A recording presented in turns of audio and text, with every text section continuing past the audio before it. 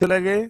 और जैसे ही अन्य जो भाई थे, सभी पांडव जो बचे हुए थे, उन्होंने फिर कलयुग को बहुत तेजी से आगे बढ़ते हुए देखा।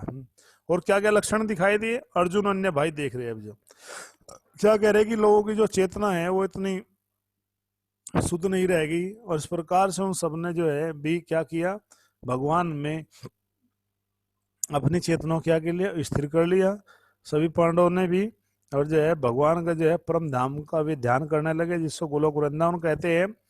और जो है जो जीवन की भौतिक अवधारणा में लीन रहते हैं, वे समस्त भौतिक कलमश से पूर्ण शुद्ध करने के लिए पांडवों ने इस शरीर में धाम को ही प्राप्त कर लिया। अर्थात जो हमारा कलमश रहते संसार में रहते हैं हृदय के अंदर, वो सबका सब कलमश दूर कर लिया कि इन्होंने सभी पांडवों ने भी भगवान और भगवान के नाम और महिमा का स्मरण करके, उनका कीर्तन और गुणगान करके, अब वे भी जो है जो अन्य जो पांडव थे, वे भी जो है सॉरी सब के सब जो है वे भी चल पड़े कहाँ पर, जो है उस जीवन के सही उद्देश्य को जानने के लिए। क्या तीर्थयाटन के लिए भी जो गए। विदुर ने प्रभास में जो है जो विदुर जी थे, उन्होंने प्रभास क्षेत्र में जा करके अपने शरीर का त्याग कर दिया।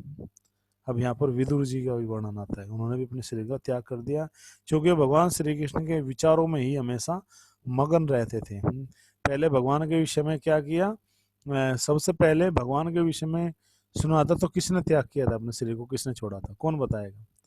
भगवान के एक महान भक्त ने जो अपना शरीर छोड़ा था, जल्दी बताइए।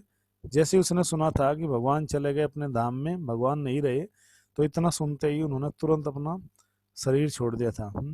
और इस प्रकार से जो है जैसे उन्होंने शरीर छोड़ा दिया था उन भक्त ने, उनके आपकी जानकारी उन्होंने बहुत सुंदर स्तुति भी गाई है भगवान की। अब तो बहुत नहीं देख चले गए आप लोग।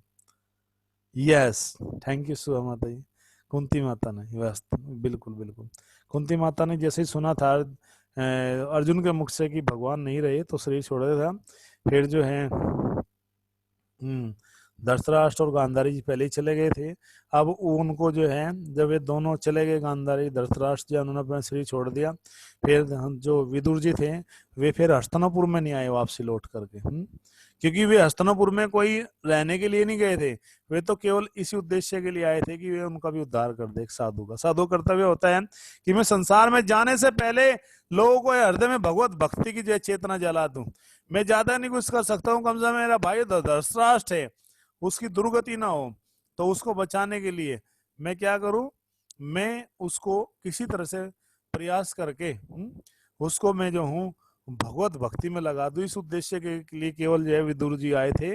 और विदुर जी फिर तुरंत प्रभास क्षेत्र में चले गए द्वारिका में, और वहां पर भजन करते, क्योंकि हर समय विदुर जी जो है सब तीर्थ स्थलों में भजन करते रहते थे, सब जगह वे स्नान करते रहते थे, भगवान का ध्यान करते रहते थे, भगवान के विचारों में मगन रहते थे। उन्होंने भी इस भौतिक देह को छोड़ दे। जब हम और ज्यादा भगवान के विचारों में भक्ति जब हमारी बढ़ने लगती है, तो इस भौतिक शरीर के अंदर एक शरीर बनता है जो स्पिरिचुअल बॉडी होती है, आध्यात्मिक शरीर, वो बनता जाता है। जितना भी वो आध्यात्मिक शरीर बढ़ता जाएगा, एक समय ऐसा आएगा कि वो शरीर जो है पूर्ण हो जाएगा, और फिर ये भौतिक शरीर छूट जाए, सब कोई पता भी नहीं लगेगा। क्योंकि जो लोग जो है मतलब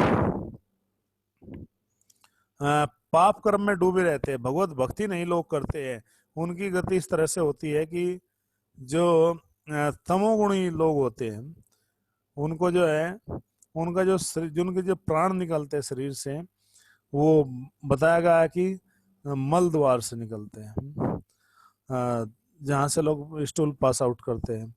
दूसरा जो है, जो लोग रजोगुण में शरीर त्याग करते हैं, उनके जो प्राण हैं वो जो है मतलब जहाँ से मतलब लोग जो है मूत्र इस तरह से जो है विसर्जित करते हैं, वो स्थिति होती है।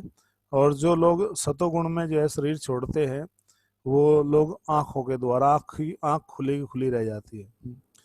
और जो महान शुद्ध भक्त होते हैं, यहाँ पर जो ब्रह्मरंध्र होता है शरीर में, यहाँ से उनके प्राण निकलते हैं। इस तरह से जैसे हरदास ठाकुर जी भी जो है जब प्राण छोड़ा था तो यहाँ से निकले थे, इसलिए क्योंकि भगवान के महान शुद्ध भक्त हैं। तो ये कुछ स्थिति बताई गई है शरीर को छोड़ते समय, लेकिन जो शुद्ध भक्त होते हैं उनको तो पता ही नहीं लगता है। जैसे लोग जो है कितने तड़पते हैं, रोते हैं, कहीं जितना ज्यादा पाप करते हैं लोग, ऐसे लोगों को बहुत तड़प तड़प कर मरना पड़ता है, बीमारी हो जाती है, रोग लग जाता है, तड़पते रहते हैं, भयानक भयानक बीमारी होती है। वो सब का सब किसके कारण होता है? पाप कर्मों के फल के कारण। जो लोग अपने आप को भक्ति में इस तरह से उन्होंने अपना शरीर छोड़ दिया, और चूंकि भगवान के विचारों में ही हमेशा जो है क्या कहते थे, मगन रहते थे, अतः उनका हम स्वागत सरलोक के में जो है, सरलोक के जो सरलोक से ऊपर जो पितृलोक के जो निवासी हैं उन्होंने किया, जहां वे अपने मूल पद पर लौट गए। कौन? विदुर जी। तो कहाँ लौट गए, कौन बताएगा? विदुर जी कहाँ से आए थे? कौन है विदुर जी? पितृलोक के निवासियों ने स्वागत किया, तो वे मतलब विदुर जी कौन है? विदुर जी कौन है? कौन बताएगा विदुर जी कौन है? यस, थैंक यू सुधा माता जी। जो है यमराज जी, बिल्कुल, क्योंकि वो मांडव ऋषि के द्वारा जो श्राप मिला था इसलिए वो आए थे, लेकिन आकर के उन्होंने अपने आप को पूरा भगवान की भक्ति में लगा लिया, इसलिए ये यमराज जी के अपने पद पर दोबारा से फिर से वहीं पर ही लौट गए। वहां के निवासियों ने उनका स्वागत किया, और इस प्रकार से अब पांडवों की तरफ हम चलते हैं। यस यमराज जी, अनुपमा मुदुगल माता जी, थैंक यू, आपका भी बिल्कुल सही है यमराज जी। तब जब द्रौपदी जी ने देखा उनके पतिगण, जो अर्जुन वो सब लोग देख रहे थे, अभी उनके विषय में बता रहे थे, हमने 2 श्लोकों को बताया था, उन्होंने भी जो है उसकी परवाह किए बिना अब वे भी अपने महल को, घर को छोड़ रहे हैं। वे भी वासुदेव श्री कृष्ण को वे भी भली भांति जानते थे। तो द्रौपदी भगवान की क्या लगती थी? भगवान कृष्ण की क्या लगती थी द्रौपदी महारानी? द्रौपदी का एक नाम भी था, कौन बताया क्या नाम था जो भगवान ने दिया था द्रौपदी को? भली भांति जानती थी, अतः वे भी जो है मतलब अतः वे तथा सुभद्रा के साथ में यस कृष्णा नाम था, बिल्कुल सही बात है, और वे उनकी सखी नहीं थी, बहन थी। थैंक यू, बहन थी, सखी तो फ्रेंड होते हैं। चलिए खैर, थैंक यू नमन मनी मैने जी आपका भी।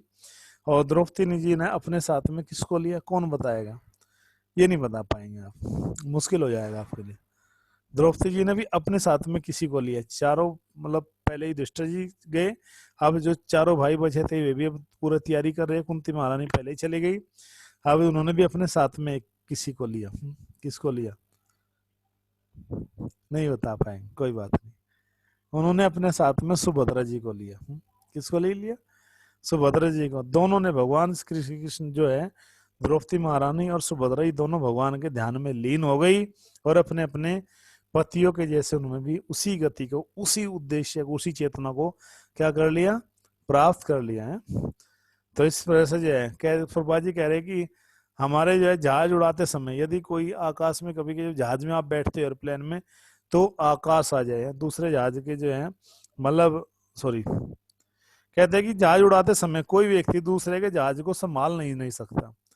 कोई पायलट सोचे कि मैं उड़कर दूसरे के जहाज को कंट्रोल कर लूं, नहीं कर सकता, क्योंकि उसके पास में नहीं है। हर एक को अपने के खुद के जो जहाज है, जीवन रूपी जो जहाज है, उसकी खुद कमांड संभालनी होती है। यदि कोई संकट आन पड़े तो उस अवस्था में अन्य कोई दूसरे के जहाज की सहायता नहीं कर सकता। यहाँ पर बहुत महत्वपूर्ण बात है, यानी कि किसी जहाज में आप सफर कर रहे हो और दूसरा जहाज डिसबैलेंस हो जाए, और आप सोचो कि हम जाकर उस जहाज की सहायता कर लेंगे, पायलट ही तो करेगा ना, आप थोड़ा, आप तो अपने आप को बचा लो, वही बहुत है। तो पायलट कैसे नहीं जा सकता हूँ। और ठीक उसी तरह से जीवन के अंत में भी हर एक को अपने घर भगवत धाम को वापसी जाना होता है, तो उसे दूसरों के ऊपर निर्भर न रह करके स्वयं ही अपने जीवन में अपनी जिम्मेदारी को संभालना होता है। अर्थात हम इस संसार में जो हमारे लिए, हमारे बिना कोई दूसरा कार्य न को कर सके, उस कार्य को सबसे पहले हमें करना चाहिए, और वो है भगवान की भक्ति, भगवान का भजन और भोजन। जो प्रसाद है वो आपको पाना पड़ेगा। कोई सोचे कि चलो हमने पा लिया, पत्नी कहे कि हमने प्रसाद पा लिया, मत पाओ, कहेगा नहीं कोई बात नहीं, आपने पा लिया तो आपके पेट में गया है, आपको लाभ मिलेगा, मुझे तो खुद पाना पड़ेगा। इस तरह से भजन भी हमें स्वयं करना पड़ेगा। क्यों? क्योंकि देखते हैं हम अधिकतर जगत में लोग उसे कहते हैं कि आप भजन कीजिए, भगवान का नाम लीजिए। हाँ प्रभु जी, बिल्कुल सही कहा, मेरी पत्नी बहुत धार्मिक है, बहुत भजन करती है, देखो हम तो भजन नहीं कर सकते।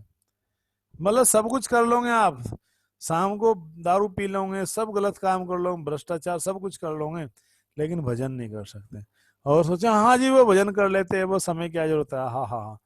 अरे भैया मूर्ख आदमी, उसका भजन किएगा उसको लाभ मिलेगा, आपके भजन का आपको लाभ मिलेगा। कोई व्यक्ति दूसरे की सहायता नहीं कर सकता, उसकी सहायता में श्रम करनी पड़ेगी, श्रम ही अपने आप को निर्भर होना पड़ेगा। और इसी प्रकार किसी भी काल में उसे उसका गुरु पिता माता संबंधी अन्य लोग कुछ समय तक के लिए जो है, द्रौपदी महारानी के साथ सुभद्रा जी दोनों लगी फिर भक्ति में, ठीक है। तो जो है माता पिता घर परिवार कुछ समय तक सहायता कर सकते हैं, लेकिन जीवन के अंत में कोई भी सहायता नहीं कर सकता है। क्योंकि इसका उदाहरण यहाँ पर दिया गया, द्रौपदी के 5 पति थे, लेकिन किसी ने भी नहीं कहा कि तुम चलो है। द्रौपदी को अपने महान पतियों की प्रतीक्षा किए बिना और श्रम की परवाह करने थी चाहिए, चूंकि पहले से इस बात के लिए प्रशिक्षित ट्रेंड थी, उनको पहले से ज्ञान था। द्रौपदी महारानी कोई सामान्य स्त्री नहीं थी, वो भगवान की महान भक्त थी, जिसके साथ में भगवान श्याम रहे हो, प्रत्यक्ष रूप से शरीर के रूप में भगवान रहे हो। ऐसे भक्त कोई ये नहीं कह सकते उनको ज्ञान नहीं था, उनको सब कुछ पता था है?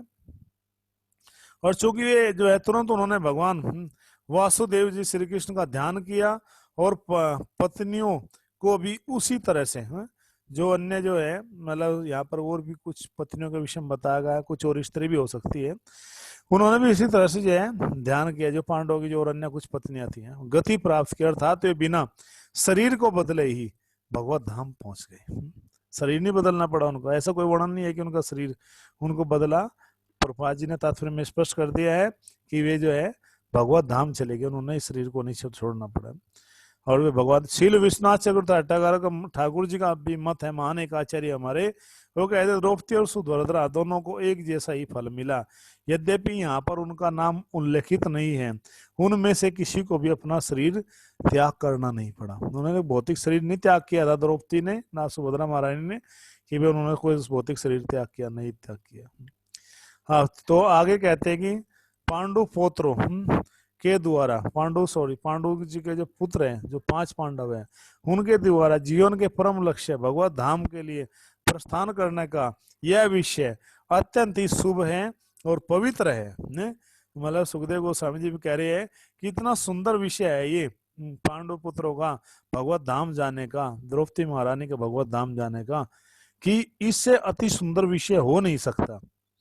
क्योंकि जीवन में हो सकता है कि हम ऐसी चेतना ना रखते हो, ऐसी चेतना ना हम रखते हो, हमारी ऐसी स्थिति ना हम उस स्थिति में हो, क्योंकि इस संसार में हर जीव की स्थिति अलग अलग है, मैन टू मैन डिफर है। लेकिन यहाँ पर एक बात बहुत महत्वपूर्ण है जो मैं क्लियर कर देना चाहता हूँ, कि जो जीवन में जो आपके बदलाव आएगा वो इसी बात से आएगा बदलाव, कि जब वे महान भक्त जो है भगवान के साथ में रह करके भी, बड़ी गहरी बात बता रहा हूं, बहुत बारीक, जो वे भगवान के संग में रह करके भी उन्होंने ये नहीं कहा कि कृष्ण बस हमारा उद्धार कर दो आप, फिर तो आपको जाना है, हमें भी जाना है, हमें अपने साथ ही लेकर चलो, हम नहीं चाहते। नहीं, पांडवों ने ऐसा कभी नहीं वरदान मांगा, चाहते मांग सकते थे, हम आएंगे तो भगवान, चलो अच्छा ईमानदारी से बताओ आप लोग, कोई भी बताओ, अगर 1 सेकंड के लिए भगवान रात को 10 बजे आपके सामने आए, रात को 10 बजे क्यों? क्योंकि उस समय जब आप सोने जाते हो, ईमानदारी से बताना, अगर भगवान श्री कृष्ण आए और आपसे कहे कि क्या मांगना है, सोचो क्या मांग सकते, कौन मांगेगा? बताओ बताओ क्या मांगो? अगर भगवान श्री कृष्ण आए आपके सामने, और घर भी है परिवार भी है, चलो अनुपमा मुदगल जी ने कहा भक्ति, और कोई भक्त बताओ, एक ही भक्त मांगेगा, एक ही भक्त है क्या पूरे इसमें क्लास में? बाकी लोग 31-32 लोग हैं, आप लोगों को चाहिए क्या? भैया भगवान आ सकते हैं, फिर मत बोलना कि आपने बताया नहीं हमें क्या मांगना था। प्रयास करो, सोचो क्या मांगोगे। चलो, राधा चित्री प्रभु जी कह रहे भक्ति, शिवावेदी माता की पूरे परिवार की भक्ति, चलो, यानी कि परिवार अभी भी साथ में लेकर जाऊंगा, चलो अच्छी बात है, भौतिक जगत से मुक्ति, मधु माता जी कह रहे वेरी गुड। और कुछ, और किसी को इच्छा नहीं? अच्छा, मुक्ति भक्ति भगवती शरण माता जी कह रही मुक्ति, जितेंद्र जी कह रहे मोक्ष, जी जी। जब थैंक यू, आप सब भक्तों का धन्यवाद, जिनके मन में है उनके भी आपकी थैंक यू। भगवान श्री कृष्ण की भक्त शरण मांगना अच्छी बात है। हम तो उनके प्रतिनिधि हैं, हम तो दास भी नहीं है, दास बनने का प्रयास कर रहे हैं। तो बहुत अच्छे भाव है आप सब भक्तों के, आप सब भक्तों का हाथ जोड़कर धन्यवाद कि आप लोगों के हृदय में वास्तव में भक्ति की इच्छा ही। बचपन में एक बात बताता हूँ आपको मैं। जब हम बचपन में रामायण देखते थे तो देवताओं के सामने या ऋषि मुनियों के सामने कभी कभी भगवान उपस्थित हो जाते थे। तो मैं बचपन से रामायण देखने का बड़ा शौक था। तो वे कहते थे कि बताओ वत्स क्या चाहिए आपको। तो कहते थे हे प्रभु हम आपकी भक्ति चाहते हैं, हमें और कुछ नहीं चाहिए। तो मैं कहता था ये बिल्कुल गलत मांग रहे हैं, इनको मांगने चाहिए थे प्रभु पैसे दे दो पैसे। बताइए पैसे की जरूरत है। थैंक यू नीलू माता जी, कृष्ण भक्ति बिल्कुल सही है। धन्यवाद आपका भी, बहुत बहुत धन्यवाद नीलू माता जी का, आप हमारे बीच में उपस्थित हुए। यस, गीतांजलि माता जी कह रहे हैं आपके पास मेरा अटल भक्ति और अखंड विश्वास रहे, सबको उद्धार करो। थैंक यू माता जी, थैंक यू। बहुत अच्छा भाव है आपका भी, गीतांजलि माता जी का भी। तो जब बच्चे थे, क्योंकि बच्चे थे तो बच्चे जैसे जैसी बुद्धि होगी, बच्चे जैसी बात करते कि बस बस जो कोरोना ही खत्म करवाए हैं क्या, कोरोना से तो क्या बिगड़ने वाला आपका, अब तक तो थोड़ा कुछ बिगड़ा, आगे भी नहीं कुछ बिगड़ेगा। कोरोना से कौन सा कुछ होने वाला है, वो तो वैसे ही एक डर बस चल रहा है संसार में। कोरोना जड़ी बड़ी समस्या नहीं। अब कोरोना मांग लिया तो भगवान तो एक ही बार अवसर देंगे ना। और कोरोना के बाद में दोबारा से फिर जो है क्या आ गया, कोई महामारी आ गई फिर वो मांगो, तो आप तो मांगने में रह जाएंगे भैया, एक बार ही मांग लो ना। जो मांगना है एक बार ही मांग लो, 10 बार अवसर नहीं मिलेगा, क्योंकि भगवान के यहाँ एक बार ही कंडीशन है मांगने की। चलो खैर, थैंक यू। तो बचपन में ये भावना थी कि पैसा मांग लेना चाहिए हमें, लेकिन नहीं, वो पैसा संसार में समाप्त हो जाएगा। धन प्रतिष्ठा ये परिवार ये सब संबंधी यहीं साथ छोड़ देंगे, आपके साथ में कोई भी जाने वाला नहीं। इसलिए आपने शुद्ध भक्ति मांग ली, उसी से आपका परम कल्याण होगा और चमत्कार आपके जीवन में आएगा, बड़ा चमत्कार होगा आपके जीवन में। आपको होंगे कि क्या चमत्कार है। हाँ, एक चमत्कार याद आया, एक चमत्कार से कि सेवा वैष्णव की सेवा। Thank you, very good very good. Saguna Mata ji कह रही भगवान की सेवा वैष्णव सेवा। वास्तव वास्तव में जिसने भगवान की भक्ति के साथ साथ यदि वैष्णव की सेवा भी मांगी है तो सर्वोपरि बुद्धिमान है। क्यों? क्योंकि जो भगवान की भक्ति तो करेगा ही, उसमें कुछ स्वार्थ हो जाएगा। भाई हमें तो भगवत धाम जाना है। प्रभु जी ने आज बहुत कुछ बता दिया है क्लास में कि भाई संसार में इतना कुछ पाप बढ़ रहा है, अत्याचार बढ़ रहा है। खुद प्रभु जी भी दुखी थे, इस बात को बता रहे थे। बस हम तो भगवत धाम जाएंगे, बस हम नहीं। आज से हम तो नियम मान लिया कि भगवान आएंगे और भगवत धाम की बात मांगेंगे। लेकिन यदि कोई भक्त कहता है कि हे प्रभु आप भक्ति दो ना दो, मुझे वैष्णव की सेवा जरूर देना, तो भगवान उसको छोड़ ही नहीं सकते कभी भी। क्योंकि जब वो शुद्ध वैष्णव की सेवा करेगा, भक्तों की सेवा करेगा, तो भगवान कहीं छोड़ेंगे उसको? भगवान कहेंगे चलो तुम पहले चलो तुमने मेरे भक्तों की सेवा की है। भगवान इतने प्रसन्न हो जाएंगे। भगवान कह रहे हैं कि जो डायरेक्ट मेरा भक्त है वो असल में मेरा भक्त नहीं है, जो मेरे भक्तों का भक्त है वो मेरा असली भक्त है। जो मेरे भक्तों की सेवा में लगा हुआ है, ऐसा भक्त मुझे सर्वोपरि प्रिय है, सबसे प्रिय है। वैष्णव भक्तों का संग। Very good, thank you Anupama Tiwari माता जी। कोरोना की जगह आपने अच्छी चीज मांगी, धन्यवाद। तो जो मेरे भक्तों का भक्त है वो मेरा असली भक्त है, भगवान की प्रतिज्ञा। तो चमत्कार क्या हुआ जीवन में? चमत्कार इस प्रकार से कि एक बार एक लड़की थी छोटी सी, उसके भाई को ट्यूमर हो गया, कैंसर हो गया। तो उसने कुछ गुल्लक में पैसे जमा किए हुए थे। तो जब उसने वो गुल्लक तोड़ी, वो जो देखते ना बचपन में जब बच्चे होते हैं गुल्लक रखते हैं, उसमें से पैसे डालते रहते हैं, छोटा सा मुंह होता है। हमारे पास में भी थी, हमारी दीदी की थी। तो मैं सोचता कि ये कब टूटे कब टूटे कब टूटे, क्योंकि मुझे पता था कि ये सामने रखी रहती है, अगर मैंने इसको गलती तोड़े तो उस केस मेरे नाम होगा, मेरी पिटाई होगी, मेरे नाम आएगा, मैंने उसको तोड़ दिया। तो मैं कहता ये कुछ हिल के गिर जाए ना बस, और यहाँ कोई ना हो उस समय, बस मैं फिर पैसे उठा लूं, ये सब पैसे हमें मिल जाए। लेकिन बात यह है कि गुल्लक टूटी नहीं, एक बार तोड़ी गई, फिर उसमें से पैसे निकले बहुत सारे जमा किए हुए थे। जो लड़कियों को अक्सर अक्सर में क्या है, गांव में घर पे जो है, गांव में आज भी संस्कार है, कुछ भी अच्छा कार्य होगा तो लड़की कन्याओं को सबसे पहले कुछ ना कुछ दिया जाता है। यहाँ तक कि इतना है कि कुछ समय पहले मेरी गांव में कहा मेरी बीड़ बैग गुम हो गया। मेरे जो माला जप है वो गुम हो गई, मैं बड़ा परेशान हो गया जो है कि वो माला कहाँ मिले, कैसे मिले, कैसे मिलेगी। तो 2 घंटे हो गए ढूंढते ढूंढते। जब हमारे बड़े भैया की जो बेटी है उसने ढूंढ करके दिया कि हाँ जो है, थैंक यू माता जी, जय राधा, सॉरी राधा चितरी, भक्त सेवा परम सिद्धि प्रेम, बिल्कुल सही बात है, बहुत सुंदर, थैंक यू आप सब भक्तों का, आप भक्तों की प्रेरणा के लिए। तो जब वो माला मिल गई तो उसने कहा कि मतलब प्रभु जी बोलते हैं सबके सब बच्चे भी बोले प्रभु जी मुझे वो चाहिए गई जो है, पैसे दो मुझे, देखो मैंने माला ढूंढ कर दी है। तो मैंने कहा बिल्कुल। तो उसको 20 रुपए दिए। तो इस तरह से जो है मतलब घर में बहुत सारे पैसे हो जाते हैं बच्चों के पास में, वो हो जाते, तो उस लड़के के पास भी बहुत सारे पैसे हो गए। तो फिर पैसे जब तोड़े गए तो उसमें से ज्यादा नहीं हो पाए। कितने? 10 रुपए 50 पैसे, 10.5 रुपए। तो वो लेकर के उन पैसों को गुल्लक तोड़ी, दुकानदार के पास गई, मेडिकल स्टोर के पास में। उसने कहा कि मेरे जो है मुझे दवाई दे दो। तो दुकानदार ने पूछा कौन सी दवाई चाहिए आपको? तो उसने कहा कि जिससे चमत्कार हो जाए, यानी कि मेरा भाई बिल्कुल ठीक हो जाए, उसको कैंसर की बीमारी है, इस तरह जो चमत्कार हो जाए, ठीक हो जाए, चमत्कार वाली दवा। तो दुकानदार विचलित हो गया, कहा कि नहीं ऐसी कोई दवाई नहीं है। तभी वहां पर एक व्यक्ति सुन रहा था, उसने बालक के मासूमियत को देखा, उसको दया आई, उसने कहा कि चलो कहाँ है तुम्हारा भाई? बोले वहां पर है, लेकर गई।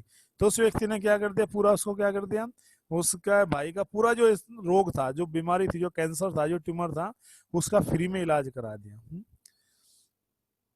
तो जो परिवार के लोग थे उनको पता नहीं था। एक बार परिवार के लोग जब सब ठीक हो गया तो कहने लगे देखो कितने बड़े चमत्कार की बात है कि 10 रुपए 50 पैसे में ही इतनी बड़ी बीमारी खत्म होगी, इलाज हो गया। तो वो लड़की कहती है कि हाँ, मतलब वो चमत्कार की बात जो है, ये नहीं कि 10 रुपए 50 पैसे, बल्कि चमत्कार इस बात के है कि किसने किसी तरह से आकर के किसने हमारी रक्षा की, हमारी रक्षा की।